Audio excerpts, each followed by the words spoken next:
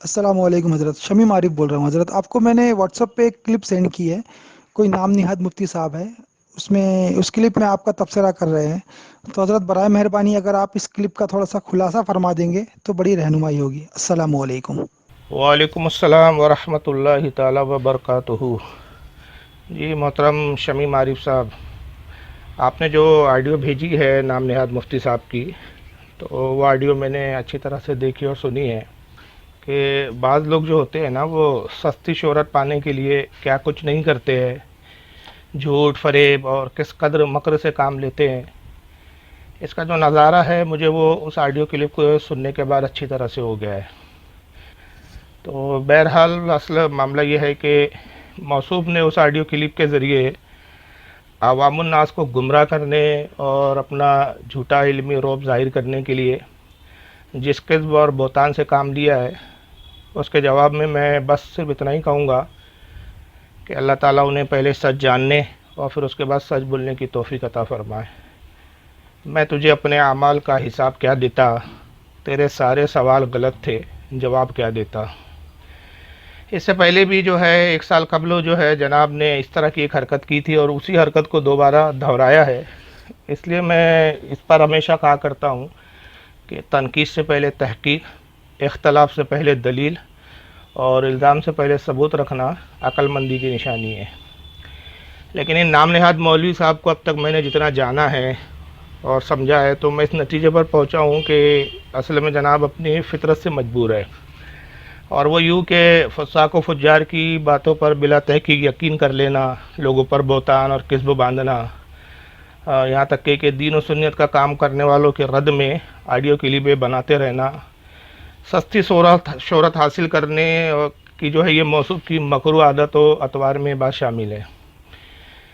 غرض کے بہرحال اختصاراً میں یہ عرض کروں کہ اصل میں واقعہ یہ ہے کہ نام نہاد مفتی صاحب نے آج سے تقریباً 2.5 سال قبل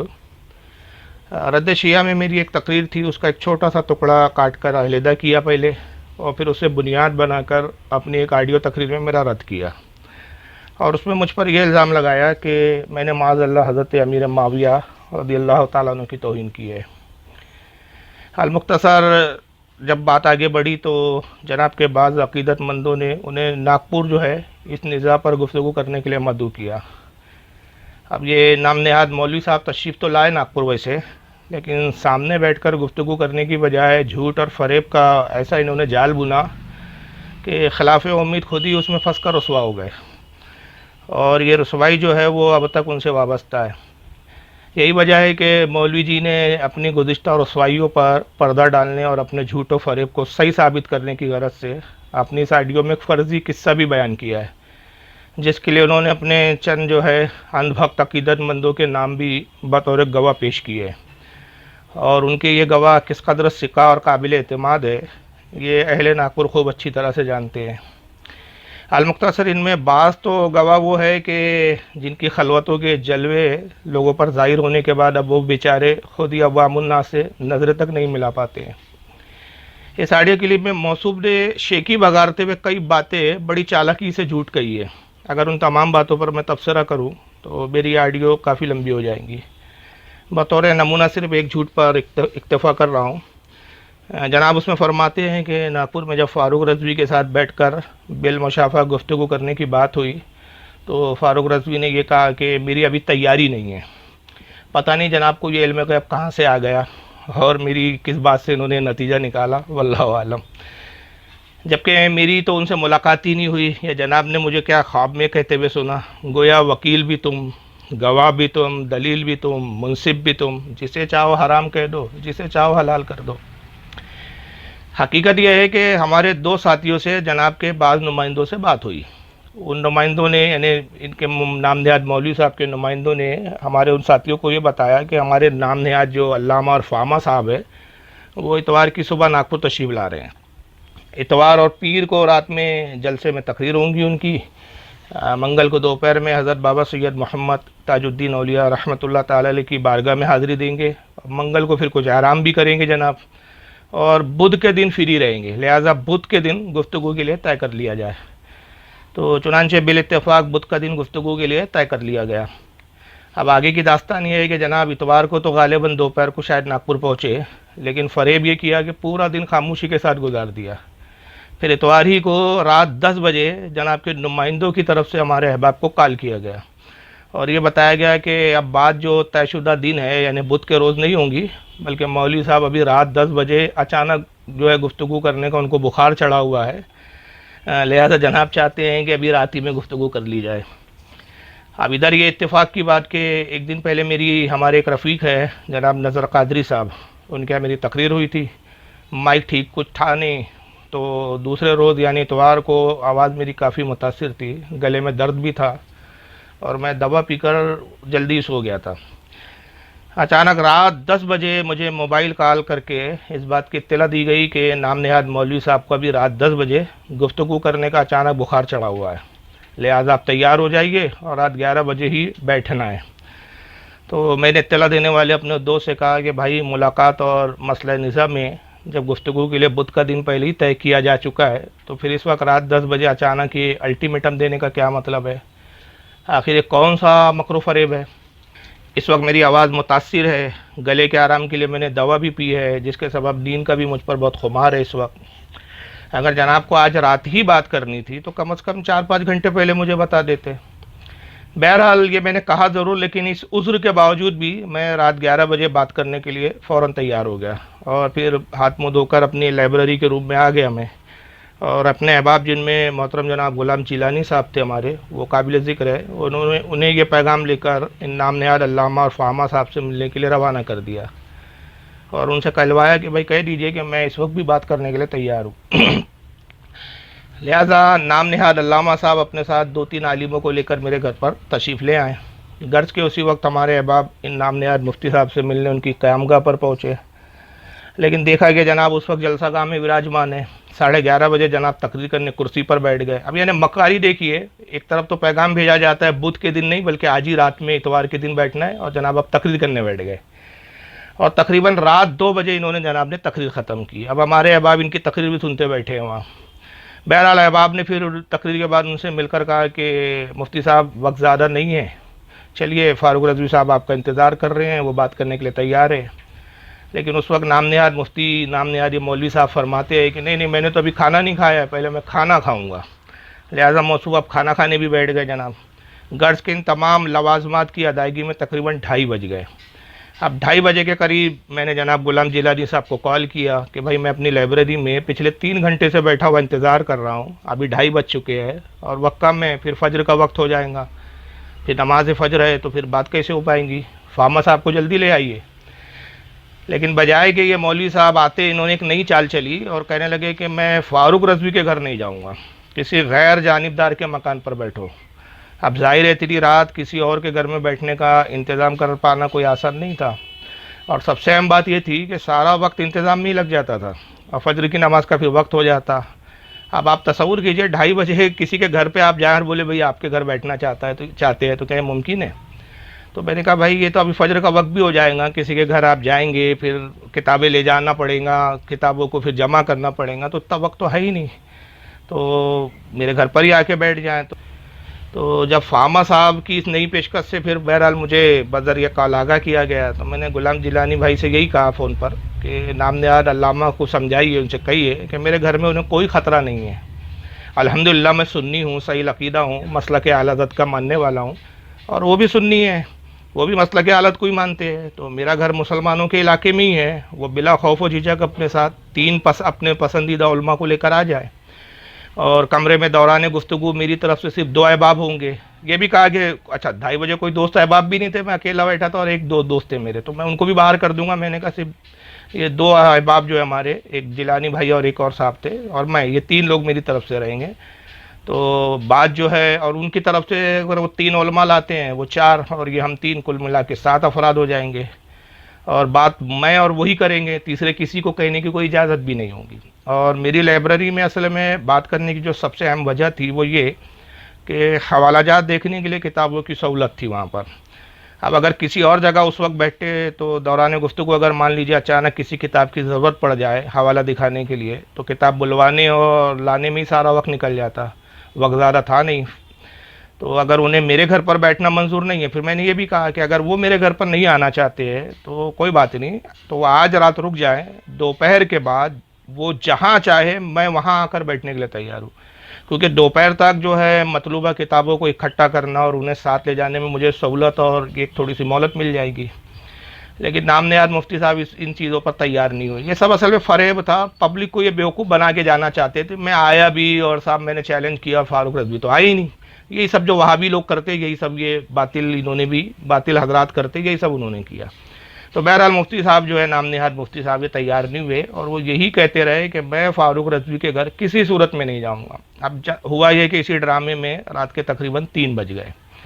پھر کہنے لگے کہ میری آج صبح 8 بجے واپسی کی فلائٹ بھی ہے، مجھے بریلی شریف جانا ہے۔ اب جب کہا گیا کہ آج کے دن رک جائیے، دوسرے دن کا ٹکٹ بن جائے گا، حالانکہ دیکھیے بات بدھ کے لیے ہوئی تھی، لیکن یہ جناب اتوار کو یعنی پیر کی صبح لگ گئی، اب پیری کو بھاگنا چاہ رہے ہیں۔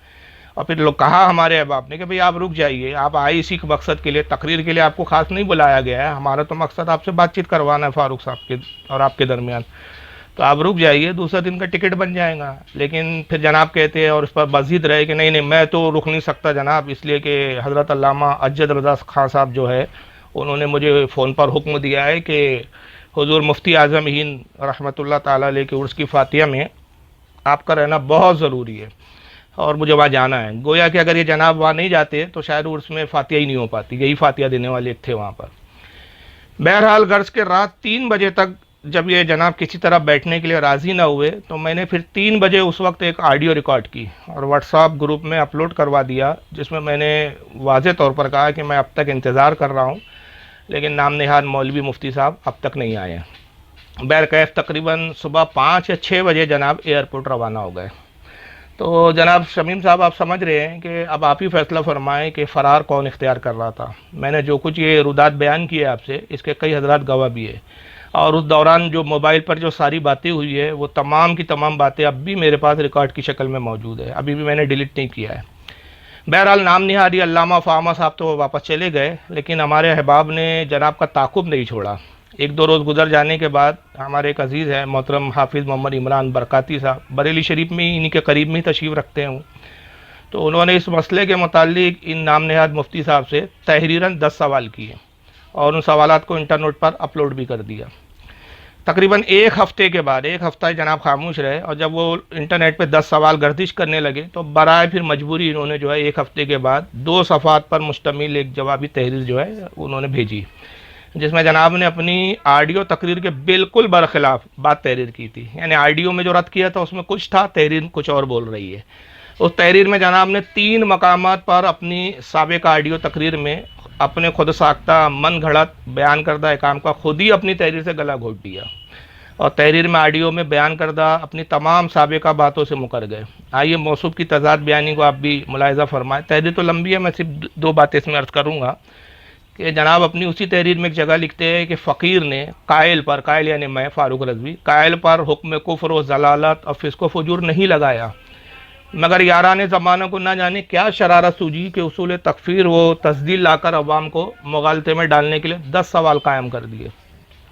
اور ایک مقام پہ فرماتے ہیں کہ جب میں نے حکم تکفیر و تضلیل و تصفیق لگایا ہی نہیں، تصفیق سمجھ رہے ہیں آپ، یعنی فاسق بھی نہیں کہا فاروق رضوی کو، گمراہ اور کافر کہتا تو دور کی بات ہے،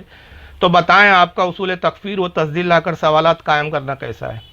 اسے ہی کہتے ہیں الٹا چور کوتوال کو ڈانٹے، یعنی خود جناب نے پہلے توبہ واجب کر دی مجھ پر آڈیو میں، اور اب کہہ رہے کہ صاحب آپ مجھ سے سوال کیوں کر رہے ہیں، میں نے کب فاروق رضوی کو گمراہ کہا، حتیٰ میں نے تو فاسق تک نہیں کہا۔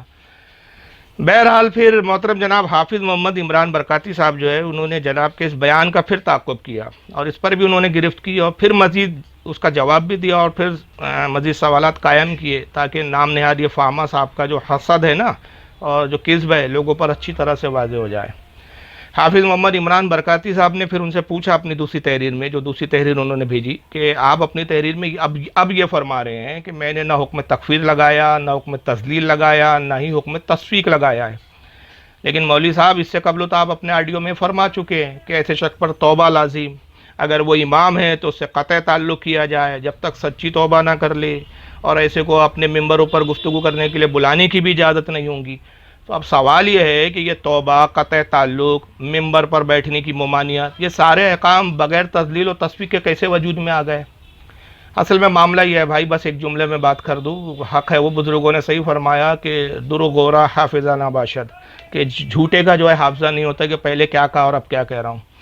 خیر حضرات، ایک سال اب یہ گزر گیا جناب، اب ہوا یہ کہ ایک سال گزر گیا، لیکن حافظ محمد عمران برکاتی صاحب کی اس گرفت پر ابھی تک جو ہے یہ علامہ نام نہاد علامہ صاحب کی طرف سے مکمل سناٹا ہے، اور جناب پر جواب اب بھی ان سوالات کے جو جوابات ہیں نا وہ ادار ہے،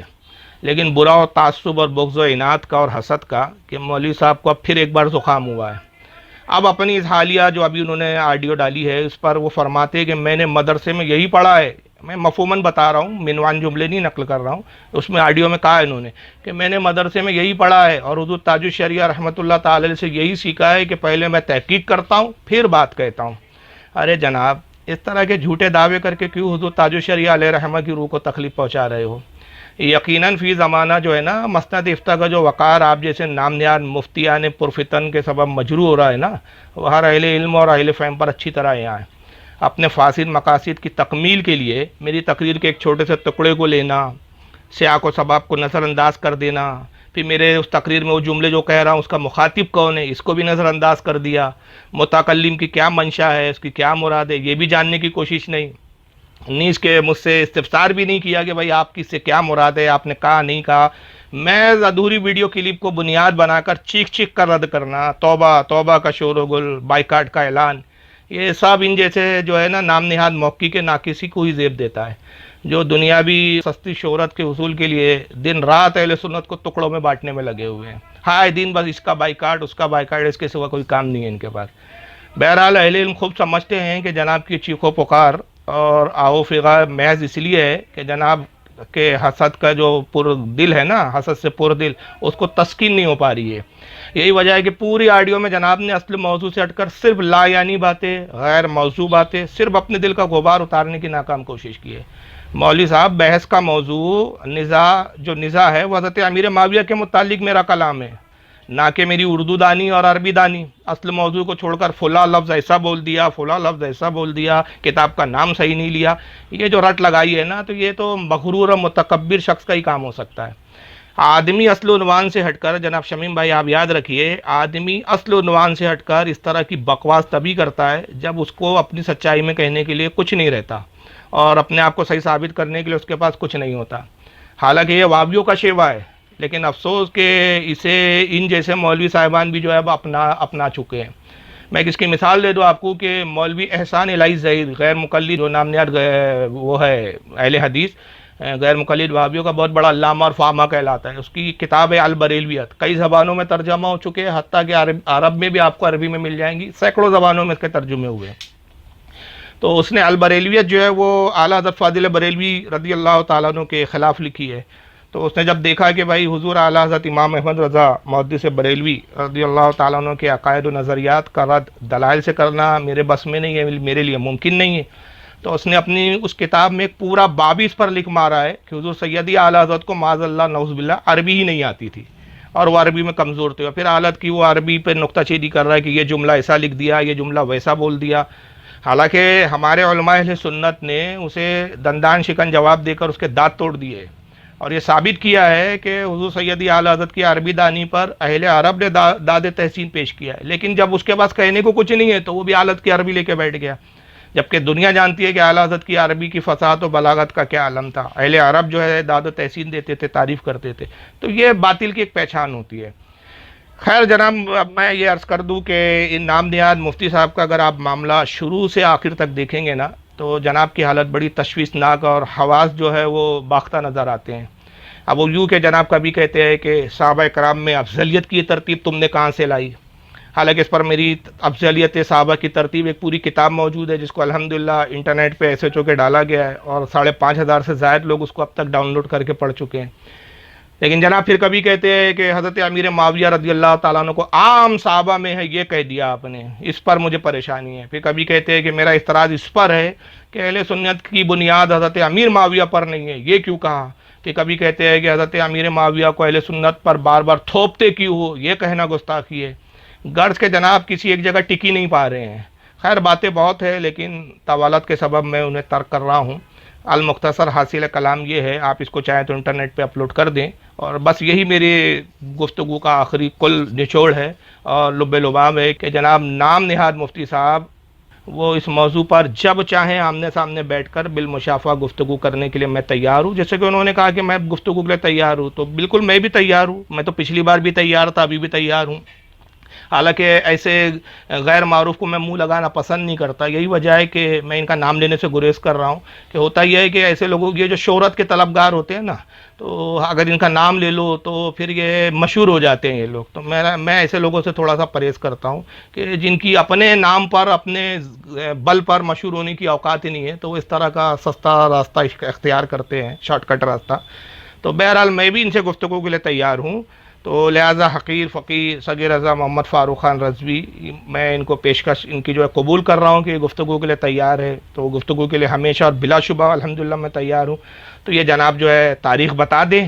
آڈیو پر، زیادہ بکواس کی ضرورت نہیں. اگر اب انہوں نے اس کے بعد بکواس کی تو میں جواب نہیں دوں گا. حالانکہ اس کا بھی جواب دینا میرے کئی احباب اور کئی علماء کے فون آئے، ایون بریلی شریف سے کئی علماء کے فون آئے جو خانواد رضویہ سے تعلق رکھتے ہیں کہ فاروق صاحب آپ بہت اچھا کام کر رہے ہو، اپنے کام کو آپ متاثر مت کیجئے اور ایسے جاہل مولویوں کے منہ مت لگیے جن کا کام ہی صرف اہل سنت کو توڑنا ہے. بہرحال بس الحاصل کلام یہ ہے کہ یہ تاریخ بتا دیں کہ ناگپور یہ کب تشریف لا رہے ہیں. یہ خود آ جائیں اور ساری شرائط اور گفتگو ہے یہ خود سامنے بیٹھ کر مجھ سے طے کر لیں، اور زیادہ کچھ لمبی بات نہیں ہوگی، صرف موضوع پر بات ہوں گی. اور موضوع جو ہے وہ حضرت سیدنا امیر معاویہ ہے، اور وہ جو میرے جملے ہیں جس پر یہ دنیا بھر میں لوگوں کو الو اور بیوقوف بنا رہے ہیں کہ بہت بڑی گستاخی، حالانکہ جناب خود لکھ چکے کہ فسق کا بھی حکم نہیں ہے. تو اب بتائیے کیسا جاہل مولوی ہے یہ کہ جب خود کہہ رہا ہے کہ فسق کا بھی حکم نہیں ہے تو پھر یہ بات کس بات پہ کریں گا بھائی؟ فسق سب سے کمتر جو ہے وہ حکم میں آتا ہے، فسق بھی نہیں ہے جب یہ جملہ، تو پھر یہ جناب اتنا غبار کیوں ہے؟ تو سوائے حسد کے اور پیٹ میں جو درد ہو رہا ہے ان کے، اللہ جانے کس بات پہ درد ہے، اس کے کچھ نہیں ہے. تو یہ خود آ جائیں، ساری شرائط اور گفتگو سامنے بیٹھ کر یہ خود ہی طے کر لیں. آدھا 15 منٹ شرائط میں لگیں گا، کوئی بہت بڑی شرائط کا مسئلہ نہیں ہے، کیونکہ ظاہر ہے ہم دونوں کے اعتقادات ایک ہی ہیں، ہمارے ائمہ بھی ایک ہی ہیں، مسلک بھی ایک ہی ہے، جماعت بھی ایک ہے، حتیٰ کہ سلسلہ بھی ایک ہے. میں بھی رضوی ہوں، یہ بھی جناب رضوی ہے. تو وہ کوئی ہمارے لیے نہیں کہ یہ کتاب ہم نہیں مانتے وہ نہیں مانتے، ہم تو اپنے ہر بزرگ کی کتاب مانتے ہیں. وہ تو وہابیوں کے ساتھ پریشانی آتی ہے، اہل حدیثوں کے ساتھ کہ بھائی فلاں امام کی کتاب نہیں چلیں گی، فلاں امام نہیں چلیں گا. دیوبندیوں کے ساتھ آتی ہے، یہاں تو نہیں ہے نا. تو کوئی بہت بڑی شرائط تو طے کرنی نہیں ہے، یہ جب چاہے ناگپور آ جائے. لیکن بس یہ ہے کہ تھوڑا پہلے بتا دے، کیونکہ میرے اپنے پروگرامات ہوتے ہیں. ایسا نہیں کہ پھر یہ میرے پروگرام کے دن ٹپکے اور کہے کہ اب بھی بیٹھو، جیسے ان کی عادت ہوتی ہے، باطل کی عادت ہوتی ہے کہ بالکل وقت پہ الٹیمیٹم دیتا ہے. جیسے میں نے بتایا کہ طے بدھ کا دن ہوا تھا، اتوار کو بخار آ گیا ان کو رات 10 بجے، اور پھر اس کے بعد یہاں نہیں بیٹھیں گے وہاں نہیں بیٹھیں گے. اندازہ لگائیے کیا میں کوئی گنڈا موالی ہوں، یہ میرے گھر آ جاتے ہیں. اگر ان کا مقصد اصلاح ہوتا، اول تو اصلاح نہیں ہے، اصلاح کرنے والا اس طرح کی بات نہیں کرتا. یہ مجھ سے فون پہ بات کر لیتے پہلے اسٹارٹنگ میں ہی کہ بھائی آپ کی ایک کلپ آئی ہے، آپ نے ایسا کہا ہے. کہ سب سے پہلے تو یہ تحقیق کرتے کہ میں نے ایسا کہا ہے، کیونکہ آج کل وہ انٹرنیٹ کا زمانہ ہے، کسی کی بھی بات کو آگے پیچھے کاٹ پیٹ کے جوڑ کے کچھ بھی بنایا جا سکتا ہے. تو نہ اس کی تحقیق انہوں نے یہ پتہ نہیں کس افتاء میں یہ کیا سیکھا ہے انہوں نے، اللہ جانے. اور اردو تاج شریعہ کا نام لے کے اردو تاج شریعہ کو بدنام کر رہے ہیں. استغفر اللہ، اللہ ان کو عقل سلیم دے.